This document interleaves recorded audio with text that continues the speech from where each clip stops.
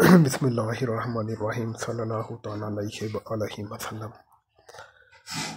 काश सरकार एक बार ये तो कह दे कि हमारा जीना मरना अब तो मदीने पाक में है।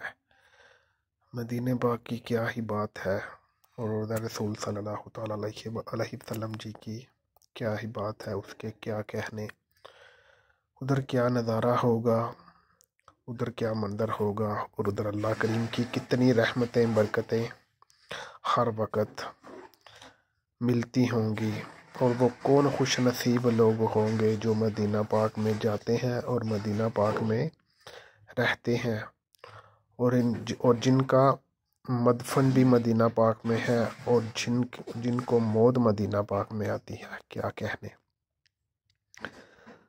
ख्वाहिश है कि अल्लाह करीम मदीना पाक में हमारे वालिदैन को भी ज़रूर बुलाएं और हमें भी बुलाएं और हम भी रोज़ा रसूल सल्लल्लाहु तआला अलैहि वसल्लम जी के सामने बाअदब पेश होकर दरूद व सलाम पेश करें और कुछ भी हमारे दिल में ना हो बल्कि बस हम दरूद व सलाम का नजराना पेश करें।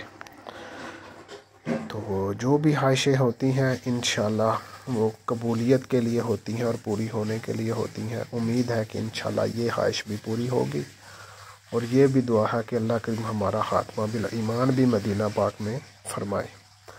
रोज़ा रसूल सल्लल्लाहु तआला अलैहि वसल्लम जी के क्या कहने हैं।